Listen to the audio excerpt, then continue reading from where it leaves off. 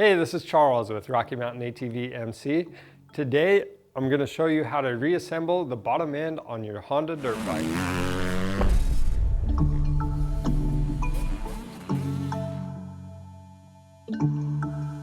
This will be the third video of a three-part series on how to rebuild your bottom end. Now, we're working on an 05 CRF450R, but this procedure will be similar for a lot of different Honda models. So always make sure you refer to your model-specific service manual for more information, proper procedures, and specs. Now, we're going to go ahead and jump into this and get this bottom end reassembled. Okay, the first thing we need to do with this engine to put it back together, we'll be putting in all of the bearings. So for us, we've already frozen these bearings in bags so they don't get any moisture on them, rust, that kind of thing. And then we'll also heat this case up a little bit, and that'll help the bearings go in nice and easy. We've got some bearing and seal drivers, and then also we'll be using some different size sockets to help us do this. So we'll start with this left crankcase half. We've heated up that bearing surface where the bearing seats, and we'll start with the crankshaft bearing.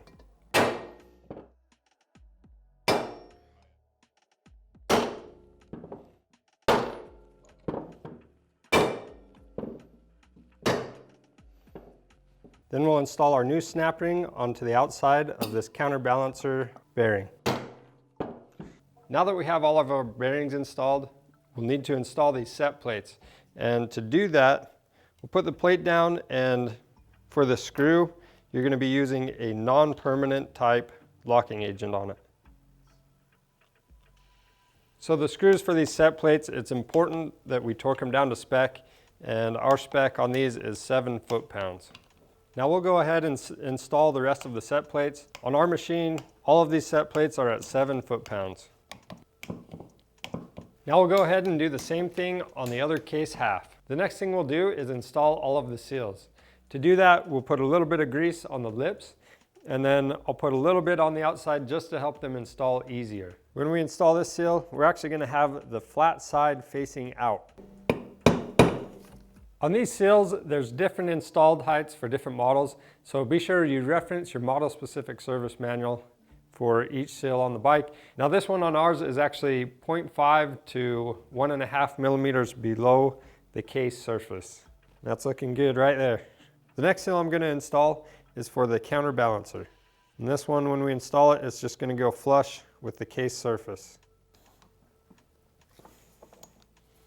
The next one we'll install is our countershaft seal. This one has a spec as well, 0.5 millimeters to 1.5 millimeters. Anywhere in there will be fine. After that, we'll install the shift shaft seal.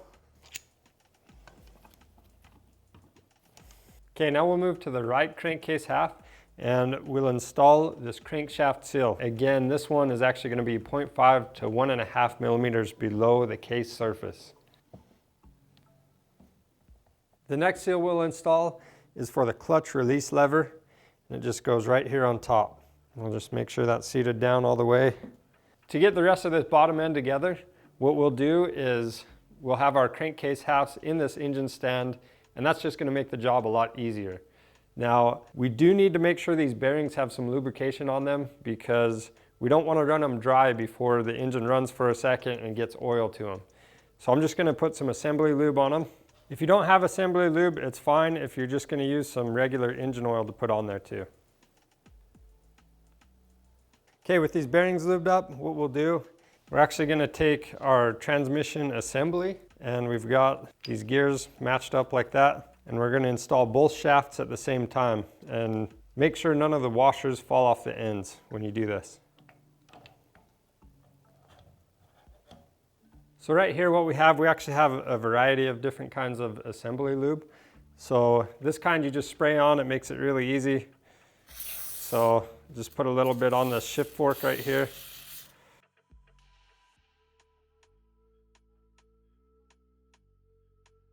So we first installed our shift fork with the R towards the right crankcase half.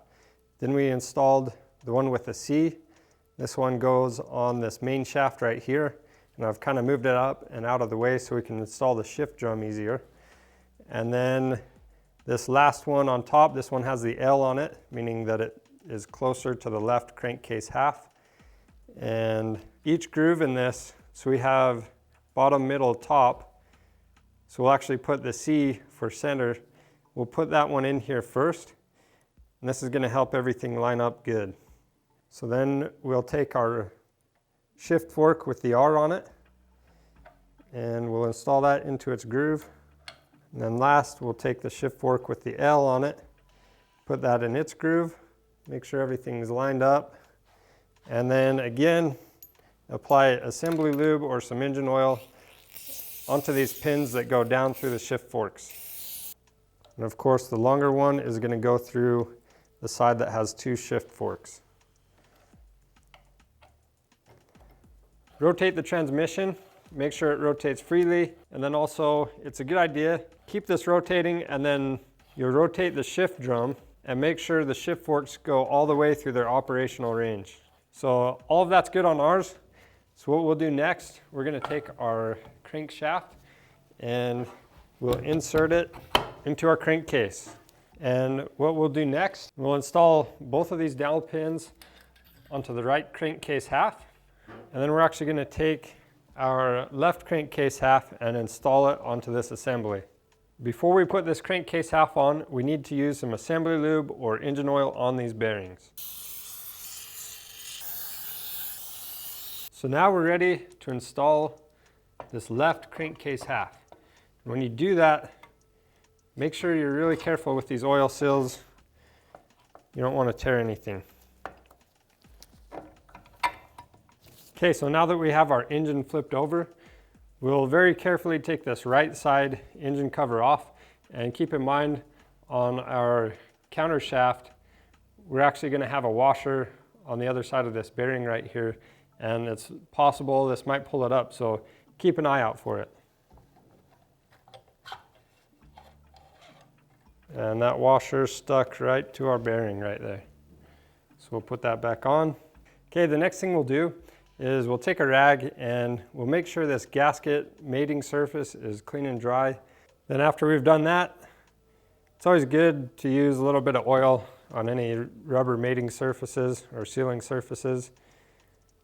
And we'll put a little assembly lube on this, and then we'll put this onto our crankcase half. We want it to sit in there just like that with that screw in this upper right corner.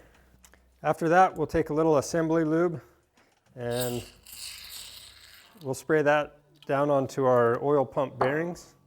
Make sure the oil pump shaft is nice and lubed up. And we'll slide that down into its hole. And we'll put a little bit of this oil on the oil pump. We'll slide everything down where it goes.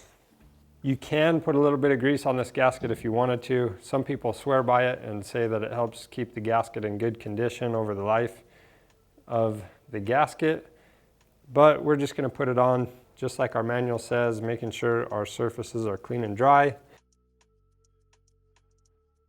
So the next thing we'll do is reinstall this right crankcase half.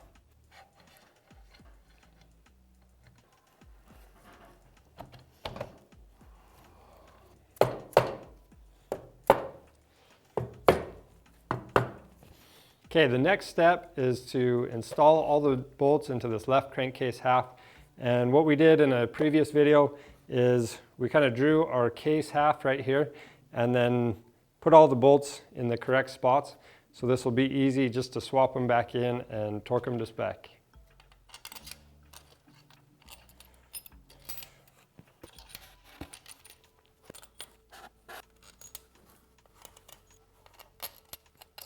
So we've got all of our bolts in place, but we need to install this clutch actuator arm. So to do that, I'm going to put a little assembly lube on it, and then we'll just place it where it goes, down in the case half. And then what we need to do,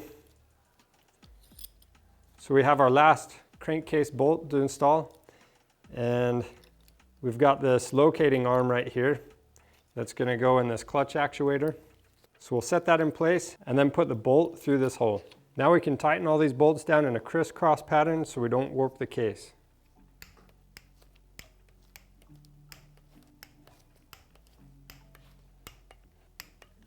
Since we're installing new clutch plates, what we'll need to do is we'll apply some oil to them, and it's best if you can let them soak in the oil.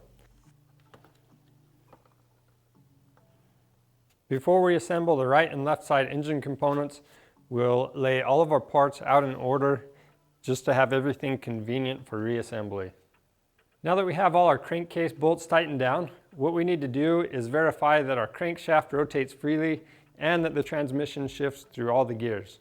So to do that, we'll start with the crankshaft. Ours is spinning free. To check the transmission gears, what we need to do is install a couple components. So what we'll do, we'll install the stopper arm and the shift drum center, and then shift it through all the gears and make sure they're working. To install the stopper arm, we'll first install that spring, and then we'll take the arm itself, and this has a few different pieces. So we've got the arm itself, this bolt, and there's a washer on the back side of that. And then we're actually going to torque this bolt down to 9 foot-pounds. When we install this shift drum center, you'll notice there's a little notch in it, and there's a pin on our shift drum. So we need to line those up. And how we'll do that, we need to move this arm out of the way. And it's easy just to take a flat blade screwdriver and pull that down like that.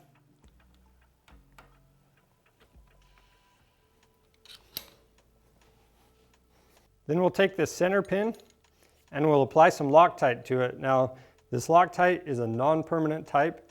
I know it's red, but it's just a medium strength Loctite. Then we'll tighten it up by hand and torque it to 16 foot-pounds. So to check the gears on the shift drum center, there's actually one of these ridges has a little notch in it, and we'll start there because that's neutral. So we will turn it down and turn our main shaft and make sure it turns the counter shaft. That should be first gear. And then we'll go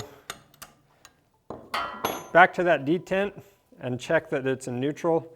And basically we'll be able to hold the counter shaft still and turn this main shaft. And to get this to shift, you will have to be turning this main shaft. Shift into second gear. Looking good. Shift it into third gear.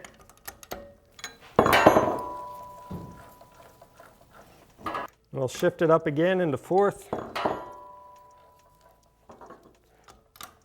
And one more time to fifth.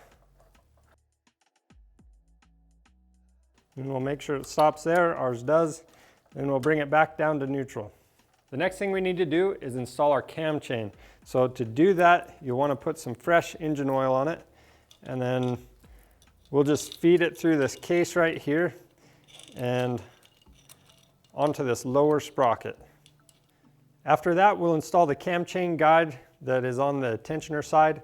So how we'll do that, we'll slide it down from the top, and this bolt right here, we'll just be using some non-permanent Loctite on it. And we'll torque it down to 9 foot-pounds. When you install the bolt, make sure you don't forget this collar right here, and don't forget the washer that goes on the back side of this guide.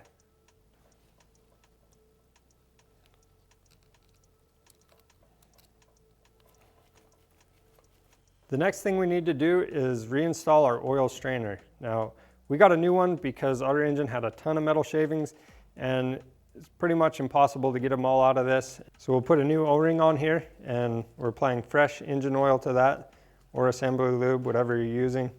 Then we'll slide this grommet over the middle, and we'll slide this right into place. Next, we've got this guide plate that goes right underneath the cam chain and above this grommet right here. So we'll put that in place, and there's a little tab sticking out of the crankcase. So what you want to do is you'll line that tab up with the hole in this plate. The next thing we'll do is take the setting plate and bolt, and we'll install it so it holds this oil pickup in place. The next thing we'll do is install this oil pump gear. So we'll put this pin in place. Obviously we need to line up that pin with this line in our gear. So we've got that all lined up. We'll next take this new circlip and make sure the square edge is facing away from the gear when we install it. then we'll just make sure it's all the way down in its groove. And we'll take our counterbalancer and we'll apply a little assembly lube to it, and we'll slide it through the crankcase halves. What we'll do is make sure these teeth line up with the oil pump gear. With that in place, we'll flip the motor around and we'll start installing some of the gears. So what we need to do now is install this drive gear for our counterbalancer, and to do that, we'll apply a little assembly lube to this surface right here. There's a mark on our crankshaft right here, and one of its teeth is flattened down. So what we'll do is center our missing teeth on that mark. And to help me get this through past the seal, I'll just kind of turn it a little bit, and that way I'm not forcing anything too much.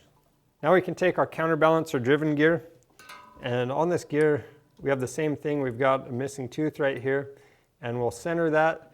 There's a flat tooth on our counterbalancer right there. So when we do that, we also have a dot on this other side.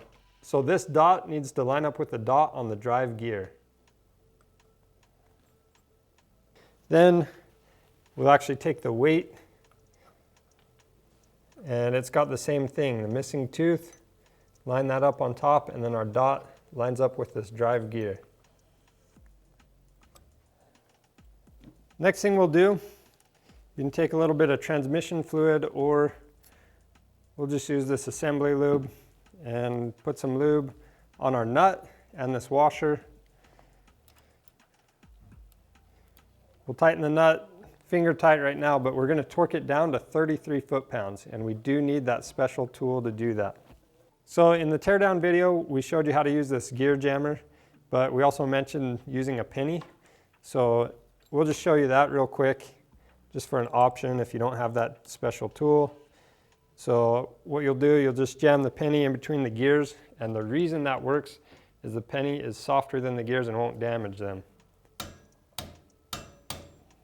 Now that we've verified that our dots are still lined up, we'll now install this primary drive gear. And to do that, you've got a dot on the side that faces out, and you also have the missing tooth right here on top. That's going to line up with our flat tooth on the crankshaft. So we'll line that up. And then you'll notice this dot also lines up with everything else. So now we'll take a little bit of oil, and we'll apply it to this mounting bolt for the primary drive gear, and we'll get it on this washer here as well. So we'll put this into the end of the crankshaft, and we're going to tighten it down to 80 foot-pounds. So to torque that down, to get 80 foot-pounds on it, we're actually going to need to temporarily install our clutch basket.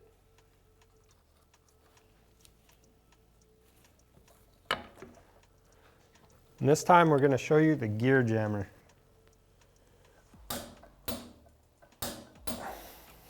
Okay, now we'll go ahead and remove that gear jammer, and we'll take our clutch basket back off.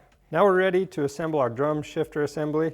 So what I'll do, just to make things easy, I'm going to put some assembly lube on everything. That way we can just install it when we're ready. So to get this thing assembled, what we'll do is we'll take these springs with the plunger, we'll put them into their holes, make sure they work properly and that the spring pushes it back out.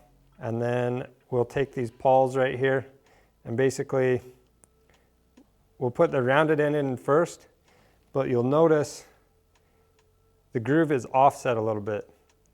So the offset side is going to match up with this plunger right here, and basically the thin side is going to go towards the engine case when this is installed. So what we'll do, we'll compress these pawls like that, and then we'll take this plate and slide it on, and this is actually going to hold the pawls in place. And then don't forget this piece on the end, and then we'll bolt it into place.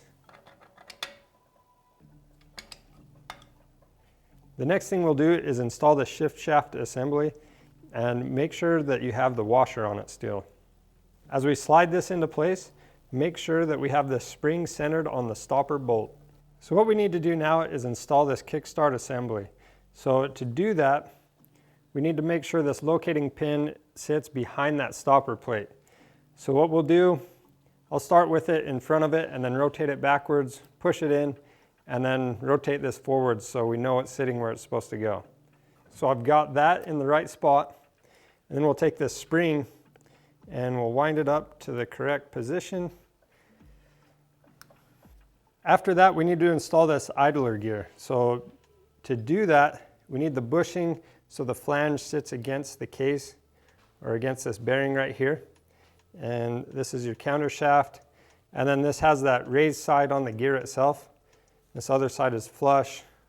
This side sticks up just a little bit. You'll want that facing the case. So we've got that right there. And we'll go ahead and get our clutch components ready to install. The clutch basket we pulled from our bike has a ton of grooves in these fingers right here, and that's going to make it so our plates don't slide very good on there.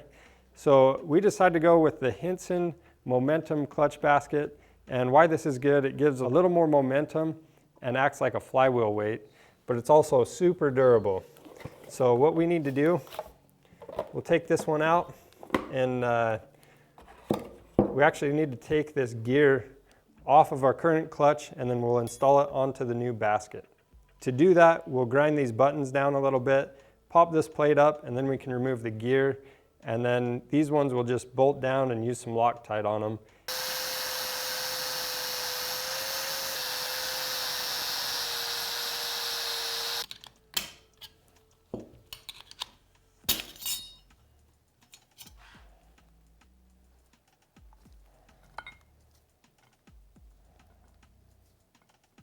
To put our kickstart gear in the new clutch basket, we used a press to press the old gear out, and then for the new one, we just followed the instructions that came with the Hinson clutch, and basically what you'll do is put the clutch basket on a hot plate and put that kickstart gear in the freezer just for a little bit, and then we took that out, dropped right into place, and it was really smooth and easy.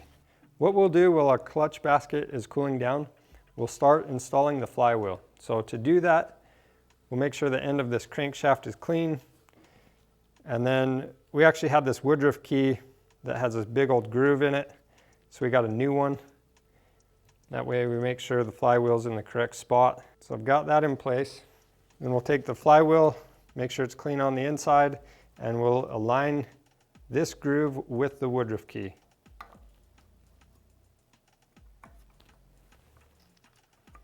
We'll apply a little bit of oil to the threads of this nut.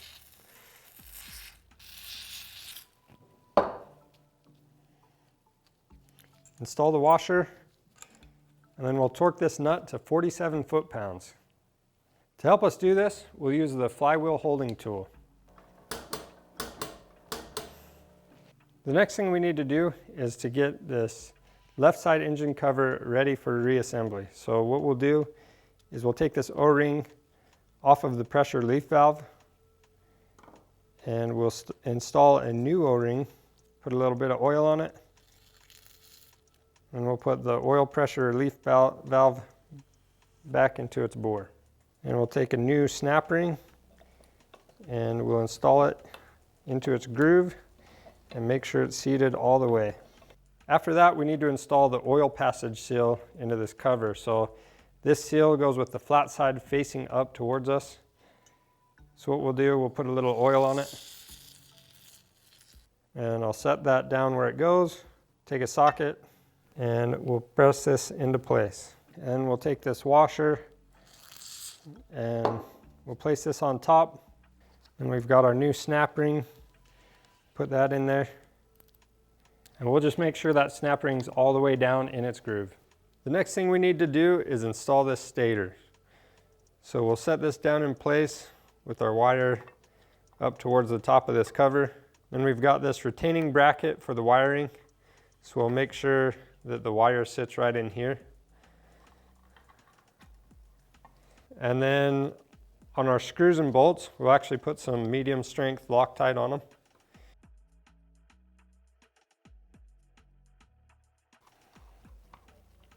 Okay, so the last thing for this, we'll flip this case around so you can see it better. And we're gonna put a little bit of silicone right here. You can use some black RTV. Ours is gonna be gray. We're just going to put a light coating on there. It doesn't really need that much. Now that we've got this into place, we'll go ahead and put our gasket on this cover and install it onto the case halves. To do that, what we'll do, we'll take our dowel pins and put them into the case halves. So I'm just going to put a few dabs of grease on here. You could coat it all the way around if you wanted to, but just going to try to avoid the area where we actually have that silicone on the other side. So with that grease on there, we'll stick it onto our case half, and that should help just hold it in place. Okay, so we actually have 3 different size bolts. So the longest one for this cover is actually going to go in this back spot right here. And then you have 2 that are slightly longer than the others, and that's for this clutch cable bracket. So we'll put those in place, and we'll remove our oil cap. And then everything else we'll just put into their place. The super long bolt is for our oil filter cover, and the short one is on the back of that. So what we're going to do now is put a little oil right on this new O-ring for our oil filter cover. Then we'll put a little bit of oil on our seal for the new oil filter. So we'll go ahead and install the oil filter onto our filter cover and put this spring in the back.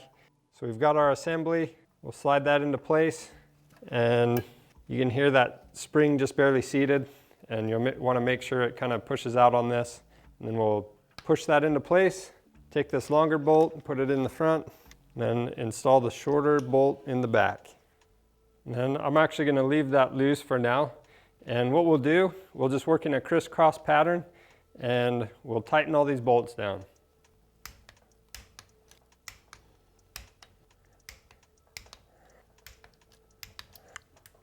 The next thing we need to do is install the drain plug.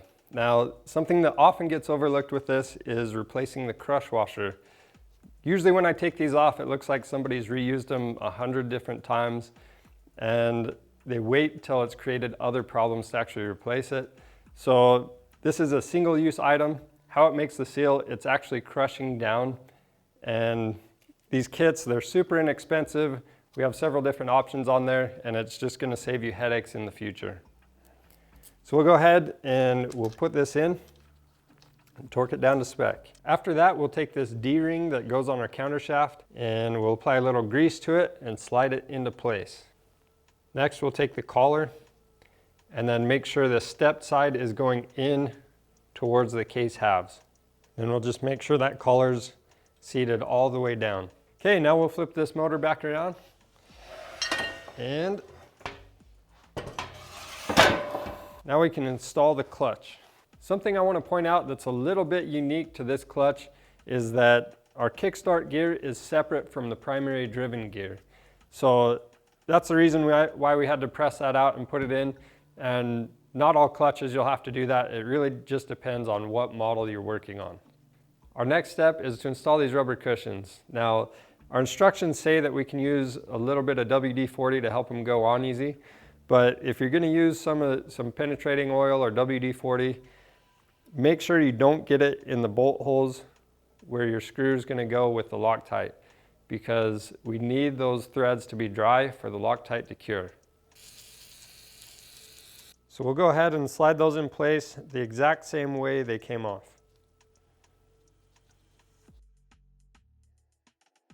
So we can now install this primary driven gear, but to do that, we've got this flat side and then this recessed side, and the recessed side will be facing up. And we'll just press that down all the way. Now, it is a good thing we use a little bit of oil on these rubber bushings because it is a pretty tight fit. The next thing we'll do, we'll take this backing plate and set it in place. And then our instructions tell us to use the Loctite 272, the permanent type, and we'll apply it to these clean, dry threads. Next, we'll install them into the clutch, then we'll torque them down to 3.3 foot-pounds.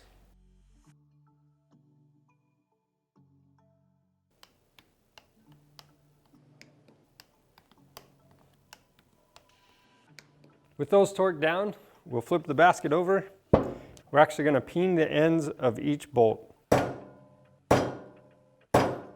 Now we can install the clutch basket. So to do that, I'm just going to lube everything up with some assembly lube.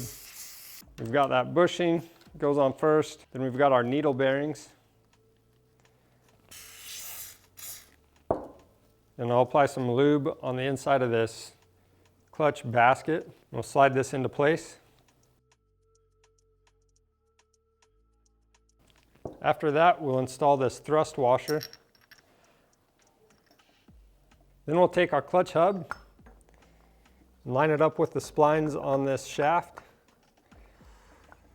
Then we'll take our new retaining washer and put that on. And we've got one more washer and then our nut. And on the nut, we'll apply some lube to the threads. So we'll go ahead and torque this nut down on ours to 59 foot-pounds. To do that, we've got this clutch holding tool. This is from Tusk. These things are awesome. Make the job a lot easier. And we'll take our 27mm socket and our torque wrench.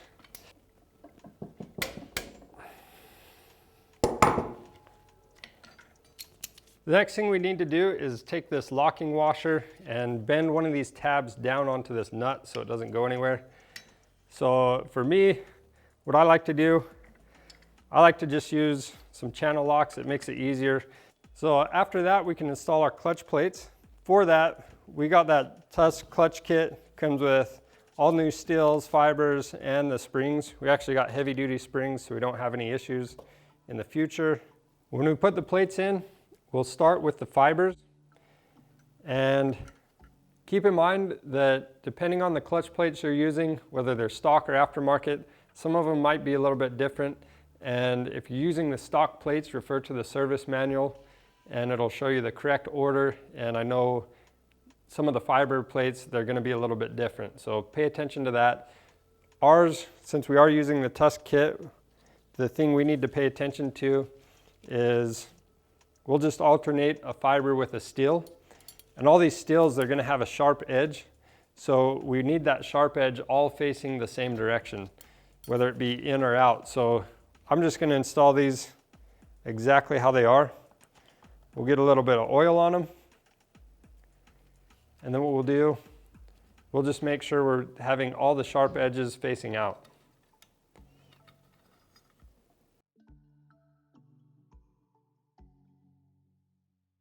Okay, so the next thing we'll do, we'll take this push rod and apply a little bit of transmission oil on it. And we'll install this down in its hole. Then we've got our clutch lifter right here. Put that on top. Then we have a needle bearing and this thrust washer. So we'll put a little lube on both of those.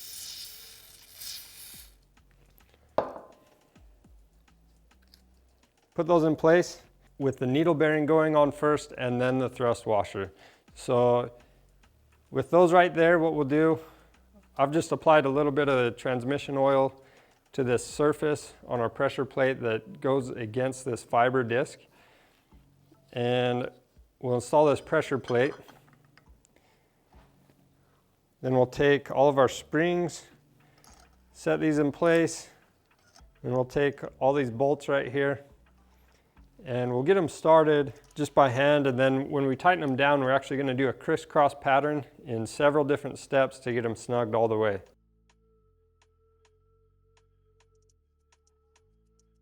We'll go ahead and torque all these down to 9 foot-pounds, and we're also using that gear jammer we talked about earlier.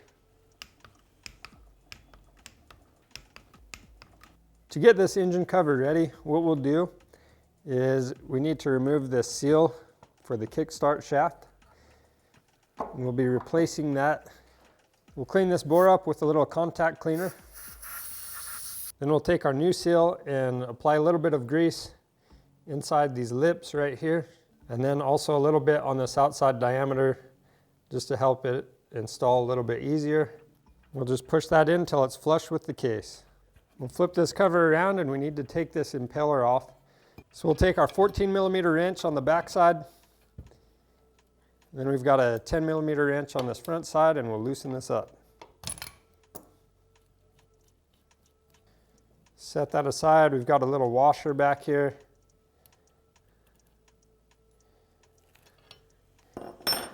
And we can just push this shaft all the way through. To remove this seal, we'll just use our seal puller and make sure we use the shop towel. We don't want to damage the case in any spot. And it's really not that hard to pop out. Then we'll flip this back over. So next we'll take this blindside bearing puller and we'll tighten it down in the bearing. Pull that bearing out.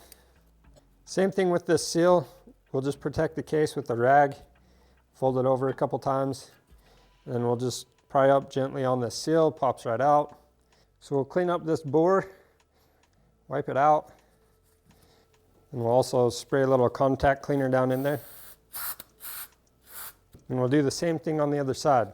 After that, we'll look at this water pump shaft and we'll inspect it for any grooves or damage. Ours is actually still pretty smooth. It just has some of that rubber worn off onto it. If you do have any damage to this, if it's not too terrible, you can actually use a little bit of emery cloth or Scotch-Brite and just kind of clean that up. But if it's damaged, if it has a really deep groove or is damaged in any other way, you'll definitely want to replace it. So now we'll go ahead and install this water pump side seal.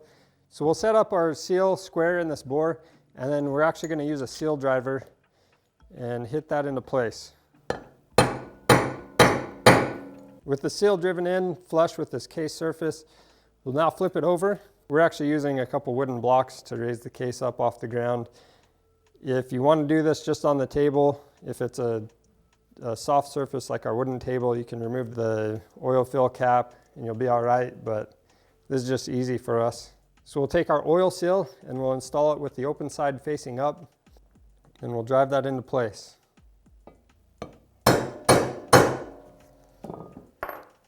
Okay, now we need to drive this water pump bearing in place. So to do that, just put a little grease on the outside, just to help it slide into place a little bit easier. And we'll take our bearing driver, we'll tap that bearing into place. We'll make sure this bearing rotates freely, and it does. And just to be on the safe side, we'll put a little grease on this impeller shaft. We'll work that past the seals, and then go ahead and we'll wipe off any excess grease on both sides, and then we will need to lube that bearing up a little bit, so we'll apply some assembly lube to it. So now we can go ahead, we'll reinstall our washer, and then take this impaler and screw that on. And we're actually going to torque it down to 106 inch-pounds. So now we're ready to install our right side engine cover. To do that, we'll put our water bypass pipe right here, and then we have a new O-ring, and we'll put a little bit of grease on that, put that in place. Then we've got a couple dowel pins. Put both of those where they need to go, and then we'll get our gasket, put a little grease on the back to stick it in place, and install the cover. So we'll go ahead and slide this cover on, making sure everything's lined up. Just turn the impeller a little bit, and that'll get it lined up where it needs to go. And then we'll press this cover all the way on. So this engine cover actually has a lot of different bolts that go onto it, and so we just kind of divided them up. Basically, these bolts will mostly go on this right side cover into the engine case. These 5 behind it are going to go onto your clutch cover. They're a little bit shorter, and this one has the bracket on it, and this is supposed to have a little arm, little wire that comes back and holds the crankcase vent, or sorry, the transmission vent. And unfortunately ours is broken off, so we're going to have to replace that. But we'll go ahead and install these just to show you what we need to do. And then you've got this longer one fits in this hole. You've got another longer one that'll go there, and another one right here. So what we'll do now, we've put our dowel pin in our water pump cover, Then we'll install the O-ring, put it down into the grooves, make sure all that's in place. Then we'll go ahead and start installing all of the bolts. Then I'll install the coolant drain plug bolt with a new crush washer. We'll install the new O-ring onto our clutch cover. Then we'll go ahead and put this cover in place.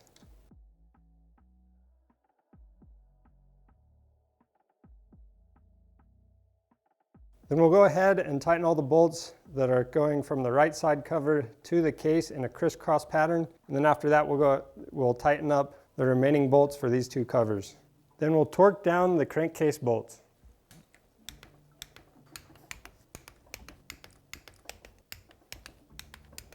Then we'll tighten the rest of these cover bolts up. Then we'll take our transmission drain plug and we put a little oil on the threads and the sealing washer. We've got a new sealing washer on that one too. And we'll thread that into place and tighten it down. So what we need to do now, we'll put a rag around our crankshaft. And then once we have that there, we're just putting it there so nothing drops down into the bottom end while we're getting our top end parts out. And then also, we need to trim this little bit of gasket that's left over off. So we'll just go ahead and use a razor blade, trim that thing right off. We'll move to this back side. And that's all there is to assembling the bottom end on this engine. Now, if you need help assembling the top end, we do have a separate video for that for this particular engine. So check out our YouTube channel and subscribe. And we also have a ton of other helpful videos on there. If you need any of these parts, check out our website. We have both OEM and aftermarket parts. And as you can see, the Wrench Rabbit kit made this job a lot easier. That's all for now. Thanks for watching.